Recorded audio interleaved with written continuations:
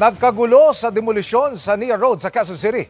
Ayon sa lokal na pamahalaan, may rental subsidy na ibinigay sa mga apektado pero wala naman daw natatanggap ang mga residente. Nakatutok si Maki Pulido.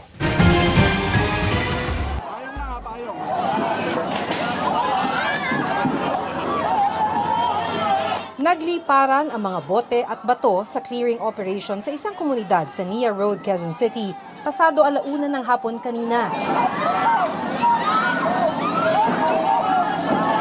Pinipigilan kasi ng ilang mga residente ang paggiba sa kanilang mga tirahan.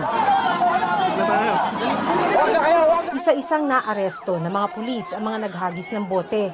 Bago magkagulo, kapit-bisig na hinarang ng mga residente ang mga gigiba sa kanilang mga bahay. Nauwi ito sa tulakan sa pagitan ng mga pulis at mga residente hanggang napasok ng mga pulis ang lugar. Ang lolang ito, mag-isang hinarang ang backhoe na gagamitin sa demolisyon hanggat itinabi siya ng mga pulis. Pero ayon sa Quezon City LGU, kailangan na raw gibain ang mga nakatirik na bahay para masimulan ang in-city relocation housing project ng lungsod. 6 na gusali ang itatayo sa lugar na titirhan din ng mga residente kung tapos na ang proyekto bandang December 2027. Batay sa kanilang census, mahigit 2,300 illegal settler families ang nakatira dito ngayon na makikinabang sa in-city housing project. Ang target po namin na units ay nasa 2,500 to 2,600. So sobra po siya dun sa talagang nakatira po dito sa NIA. Sa halip na relokasyon, habang itinatayo ang mga gusali, binigyan daw ng rental subsidy ang mga residente. 60,000 pesos para sa mga may-ari ng bahay at 35,000 para sa mga nangungupahan. May dagdag pa raw itong 38,000 pesos kung may maipakita na silang lease agreement sa uupahan nilang bahay.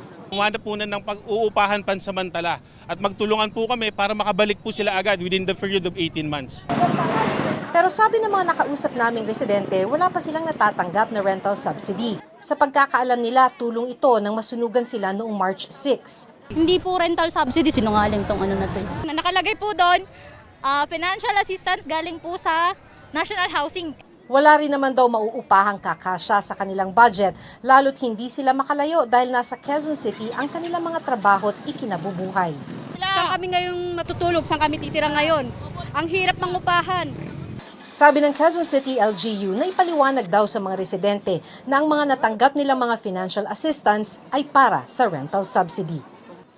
Maki Pulido, Nakatutok, 24 Oras.